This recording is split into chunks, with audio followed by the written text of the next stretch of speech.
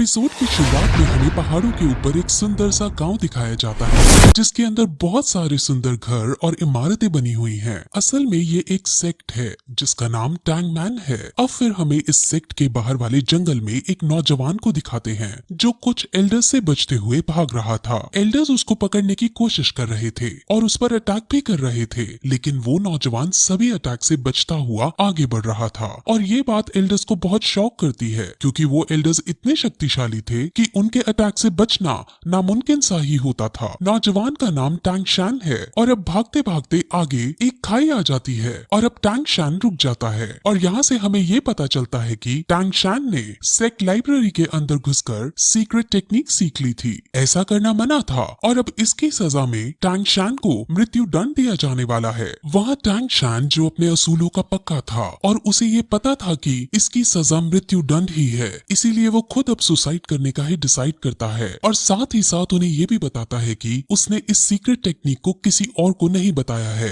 और सारी टेक्निक्स उसके कमरे में ही हैं। और ऐसा कहते ही वो उस टेक्निक का सबसे खतरनाक हथियार निकाल लेता है और सेक्ट के लीडर को समर्पित करता है, जिसके बाद वो अपने सारे कपड़े उतारता है क्योंकि वो टैंग सेक्ट से लिया हुआ सब कुछ वापस लौटा देना चाहता था और फिर खुद खाई से नीचे कूद जाता है। तभी सेक्ट लीडर उसे मरने से बचाने की भी कोशिश करता है, लेकिन टैंग शैन अपने इरादे का पक्का था और वो खाई में गिरकर अपने आप को मार डालता है। उसके मरते ही उसकी आत्मा अलग अलग दुनियाओं को क्रॉस करते हुए पैरेलल यूनिवर्स में चली जाती है और वहाँ वो एक नवजात शिशु के रूप में जन्म लेता है और उसका नाम भी वहाँ टैंग शैन ही रखा जाता है। उसे अब अपने पहले जन्म की सारी बातें और सारी टेक्निक्स याद होती हैं, जिस वजह से वो बचपन से ही उन टेक्निक्स को पहाड़ के ऊपर जाकर प्रैक्टिस करता है। इस दुनिया के अंदर डोलो कॉन्टिनेंट है। इस दुनिया के अंदर हर कोई 6 साल की उम्र में अपनी एक स्पेशल एबिलिटी एक्टिवेट करता है। इस एबिलिटी का नाम स्पिरिट सोल है और स्पिरिट सोल को हासिल करने के बाद लोगों के पास अलग अलग तरह की एबिलिटीज आ जाती हैं।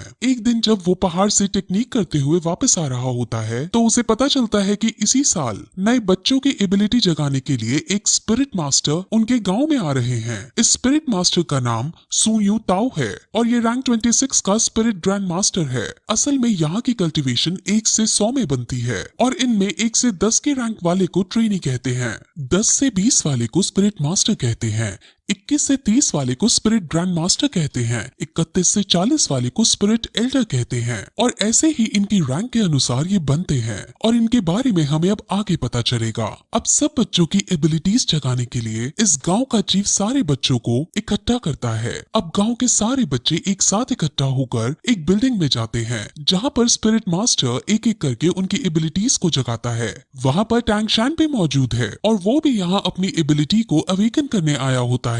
तब उनकी एबिलिटीज को जगाने से पहले सब बच्चों को अपनी शक्ति दिखाता है और अपने अंदर एक भेड़िए जैसी शक्ति बुला लेता है, जिससे सब बच्चे बहुत शॉक होते हैं और एक्साइटेड हो जाते हैं और अब एक एक करके बच्चे अपनी अपनी स्पिरिट सोल को जगाने के लिए आगे आते हैं। अब जो पहला बच्चा आगे आता है उसकी स्पिरिट सोल एक दारांत यानी सिकल होती है जो कि एक टूल टाइप स्पिरिट सोल है। अब इसे देखकर स्पिरिट मास्टर उनको बताता है कि ये वेपन के लिए तो काम नहीं आ सकती, लेकिन इस टाइप के लोग एग्रीकल्चर यानी फार्मिंग के अंदर बहुत अच्छे होते हैं। अब वो उसकी सोल पावर को चेक करता है। सोल पावर किसी भी स्पिरिट सोल को ट्रेन करने के लिए बहुत जरूरी होती है। अब जब उसकी सोल पावर को चेक करते हैं तो उसकी सोल पावर 0 आती है, जिसका मतलब वो अपनी स्पिरिट सोल को ट्रेन नहीं कर सकता और पूरा जीवन भर एक नॉर्मल इंसान ही रहेगा। ऐसा करते करते वो और भी बच्चों को चेक करता है जिसमें ज्यादातर फार्मिंग स्किल्स की एबिलिटीज को रखने वाले बच्चे ही निकलते हैं। वहीं फिर एक लड़की अपनी सोल पावर चेक कराने आती है और उसके स्पिरिट सोल एक ब्लू सिल्वर ग्रास की होती है। ब्लू सिल्वर ग्रास बहुत कॉमन ग्रास है और इसकी कोई स्पेशल एबिलिटी भी नहीं होती और इस टाइप के स्पिरिट सोल को सबसे बेकार स्पिरिट सोल माना जाता है और ये बहुत कमजोर होती है। अब इसके बाद हमारा मेन कैरेक्टर जिसका नाम टैंग शैन है वो आगे आता है और अपना सीधा हाथ बढ़ाकर कॉन्सेंट्रेट करता है और उसके हाथ से भी ब्लू सिल्वर ग्रास बाहर आती है, लेकिन तभी उसके उल्टे हाथ में भी कुछ होने लगता है और वहाँ पर हमें एक हथौड़ा दिखता है जिसे वो मुंह बंद करके छुपा लेता देता है। अब इसके बाद स्पिरिट मास्टर टैंगशान की सोल पार्ट चेक करता है और उसकी सोल पार्ट 10th लेवल पर होती है और ये बहुत रेयर कंडीशन होती है। असल में जिन लोगों की सोल पावर अवेकनिंग के वक्त फुल यानी 10th लेवल की होती है तो उन्हें बॉर्न विद सोल पावर यानी कि इनेट सोल पावर का दर्जा दिया जाता है और ऐसे लोग बहुत ही काम के होते हैं। ऐसे लोग बहुत ताकतवर बनते हैं और लाइफ में बहुत आगे तक जाते हैं। अब स्पिरिट मास्टर उसे बताते हैं कि अवेकन होने के बाद सोल पावर की 10th लेवल सबसे हाईएस्ट लेवल होती है, जिस पर अब टैंगशान ये पूछता है कि क्या हम इसके आगे नहीं जा सकते, यानी क्या इसके आगे ट्रेन नहीं कर सकते, जिस पर मास्टर उसे समझाते हैं कि इससे आगे ट्रेन करने के लिए हर 10th लेवल के बाद एक स्पिरिट रिंग हासिल करने की जरूरत होती है। स्पिरिट रिंग हासिल करने के बाद ही हम 10th लेवल से आगे बढ़ सकते हैं। बिना स्पिरिट रिंग के हासिल किए कोई आदमी कितना भी ट्रेन क्यों ना हो वो 11th लेवल पर नहीं पहुंच सकता। अब टैंगशान उससे ये पूछता है कि क्या तुम्हारे पास 2 स्पिरिट रिंग है, क्योंकि मास्टर की रैंक 26 है और उसे 10th लेवल और 20th लेवल को पार करने के लिए एक स्पिरिट रिंग की जरूरत पड़ी थी। स्पिरिट रिंग्स यूजर को उनके स्पिरिट सोल के मुताबिक उनको अलग अलग स्पेशल पावर भी देती है। अब ऐसा कहकर वो हॉल से बाहर आ जाते हैं और अब स्पिरिट मास्टर जाने लगते हैं। अब गांव के चीफ और टैंगशान के घर जाते हैं और वहाँ उसके पिता को टैंगशान के पावर्स के बारे में सब कुछ बताते हैं और उसको जीनियस कहकर पुकारते हैं। टैंगशान के पिता का नाम टैंग हाउ है। टैंग हाउ अब अपने बेटे से उसकी स्पिरिट सोल के बारे में पूछता है और उसे अपने बेटे से उसकी स्पिरिट सोल के बारे में पता चलता है जो कि ब्लू सिल्वर ग्रास है। अब ये सुनकर उसका पिता शॉक होता है क्योंकि उसे पता था कि उसके बेटे की स्पिरिट सोल तो क्लियर स्काई हैमर होनी चाहिए। इस लाइन से आप कंफ्यूज ना हो, इसके बारे में डिटेल में आगे बताया जाएगा। अब गांव के चीफ ये चाहते थे कि टैंगशान शहर की एक एकेडमी में जाकर ट्रेनिंग करे, लेकिन टैंग हाउ साफ मना कर देता है। अब क्यों मना किया है ये भी हमें आगे पता चलेगा। गांव का चीफ बहुत शॉक होता है और उससे लड़ता भी है क्योंकि इतने बड़े टैलेंट को घर में रखना सही नहीं है, इसको बाहर जाकर बेस्ट ट्रेनिंग हासिल होनी चाहिए। अब चीफ के बार बार समझाने पर भी टैंग हाउ नहीं मानता और चीफ अब वहां से चला जाता है। अब टैंग हाउ को ये लगता है कि उसके इस डिसीजन से उसका बेटा नाराज होएगा, लेकिन टैंगशान उसके इस डिसीजन से नाराज होने की बजाय उनकी बातों से संतुष्ट दिखाई देता है और कहता है कि हम एक लोहार की तरह भी अपना गुजारा चला सकते हैं। अब टैंग हाउ निराश होकर बैठ जाता है और वो दुखी होते हुए सभी स्पिरिट मास्टर्स को बेकार बताता है। अब टैंग हाउ टैंगशान से अपने स्पिरिट सोल को दिखाने को कहता है, जिस पर टैंगशान अपने हाथ से उसे ब्लू सिल्वर ग्रास निकाल कर दिखा देता है और ये देखकर वो बहुत चौंक जाता है। लेकिन तभी टैंगशान उसे अपनी एक और स्पिरिट सोल के बारे में बताता है और अपने दूसरे हाथ से क्लियर स्काई हैमर को बाहर निकालता है। अब ये देखकर टैंग हाउ को कुछ याद आता है कि कैसे कुछ साल पहले वो और उसकी वाइफ कुछ लोगों से बचकर भाग रहे थे और उसकी वाइफ अपने पति और अपने बच्चे को बचाने के लिए खुद को सैक्रिफाइस कर देती है। और अब यहाँ से हमें पता चलता है कि उसकी वाइफ की स्पिरिट सोल भी ब्लू सिल्वर ग्रास होती है। अब फिर टैंग हाउ अपने बेटे की डबल स्पिरिट सोल को देखकर उसे गले लगा लेता है और उसे अब एक बात समझाता है और कहता है कि तुम हमेशा अपने उल्टे हाथ के हैमर से अपने सीधे हाथ की ग्रास को प्रोटेक्ट करना। अब इसके बाद टैंग हाउ टैंगशान को लेकर काम सिखाने लगता है और उसको इस काम की अलग अलग टेक्निक सिखाता है और इन सभी टेक्निक्स की मदद से टैंगशान अब अपने पिछले जन्म की मेमोरीज का यूज करता है और उनकी मेमोरीज से वो कुछ हिडन वेपन्स बनाता है। अब अगले दिन टैंग हाउ अपने बेटे को शहर जाकर ट्रेनिंग करने की इजाजत दे देता है और साथ में ये भी कहता है कि वहाँ तुम अपना खर्चा लोहार का काम करके चला लेना। लेकिन शहर पढ़ने जाने के लिए टैंग हाउ उसके सामने कुछ शर्तें रखता है। वो उसे कहता है कि तुम कभी भी अपनी हैमर स्पिरिट में कोई भी स्पिरिट रिंग ऐड नहीं कर सकते। दूसरी शर्त में उसे वो कभी भी अपनी हैमर स्पिरिट सोल को दिखाने के लिए मना करता है और साथ ही साथ किसी को भी अपना ये रहस्य कि उसके पास 2 स्पिरिट सोल हैं बताने से मना करता है और जब तक उसकी जान पर ना आए तब तक वो उसे हैमर स्पिरिट का भी इस्तेमाल करने से मना करता है। अब इन शर्तों पर एग्री करके टैंगशान अपने सफर पर निकल जाता है। वो अब गांव के चीफ के पास जाता है और अब दोनों शहर के बड़े स्कूल में एडमिशन करवाने के लिए निकल जाते हैं। अब वो दोनों रास्ता पूछते हुए स्पिरिट मास्टर एकेडमी की तरफ जाते हैं जहाँ पर उन्हें गेट कीपर रोक लेता है। अब चीफ उसे अपना पास दिखाता है जो उसको स्पिरिट मास्टर ने दिया था, गेटकीपर उस पास को चेक करता है और इस पास को वो फेक समझता है क्योंकि इस पास पर ब्लू सिल्वर ग्रास लिखा था, लेकिन साथ ही साथ सोल पावर को 10 रैंक का भी बता रखा था।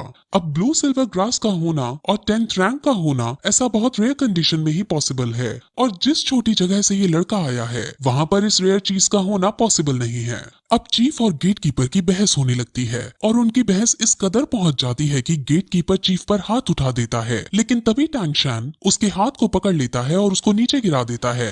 टैंग शैन को अब बहुत गुस्सा आ चुका था और वो उसे मारने के लिए अपना हिडन वेपन एक्टिवेट कर देता है, लेकिन तभी एक आदमी वहां आता है और उन्हें रोकने की कोशिश करता है। इस आदमी को यहाँ पर सभी लोग ग्रैंड मास्टर कहते हैं और वो उनकी लड़ाई बंद करवाने के बाद उसको अंदर एडमिशन के लिए ले जाता है।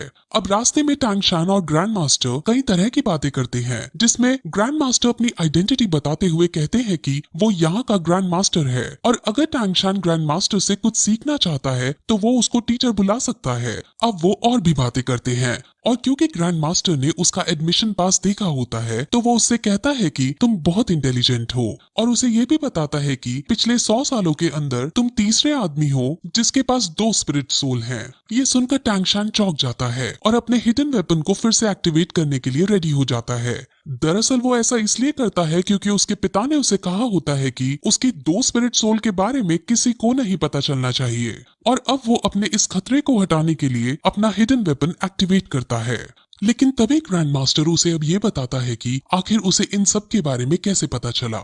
असल में ग्रैंड मास्टर बहुत ज्यादा इंटेलिजेंट है और उसने पहले भी बहुत सारी रिसर्च कर रखी थी। उसमें उसे पता चला था कि दुनिया के अंदर ब्लू सिल्वर ग्रास वाली स्पिरिट सोल के सिर्फ 647 लोग हैं और उनमें से सिर्फ 16 के पास सोल पावर है और उन 16 की भी रैंक 1 से ज्यादा नहीं है।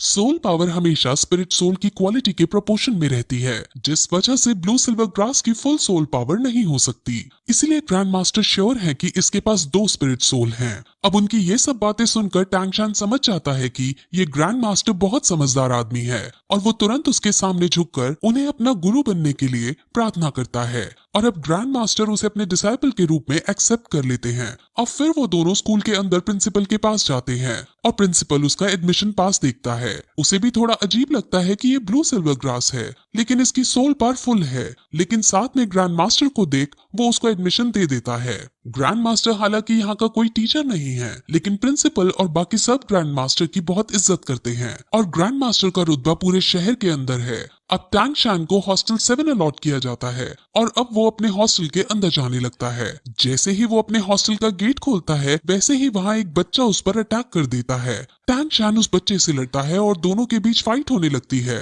इस फाइट में टैंग शैन आसानी से उस बच्चे को मार दे देता है और सब बच्चे टैंग शैन के लिए ताली बजाने लगते हैं। अब फिर वो बच्चा खड़ा होता है और सम्मान पूर्वक उसे बताता है कि ये हॉस्टल का एक ट्रेडिशन है, यहाँ जो भी नया बच्चा आता है उससे यहाँ का बिग बॉस लड़ाई करता है और अगर वो नया बच्चा जीत जाता है तो उसे यहाँ का बिग बॉस बना दिया जाता है। अब क्योंकि टैंग शैन जीत गया था इसलिए सब उसके सामने झुक जाते हैं और उसे अपना बिग बॉस कहने लगते हैं। और तभी फिर हम ये देखते हैं कि वहाँ एक नई लड़की आती है। उस नई लड़की का नाम लिटिल वू है और अब परंपरा के अनुसार टैंग शैन इस लड़की पर अटैक कर देता है और फिर यही ये एपिसोड इस तरह खत्म हो जाता है।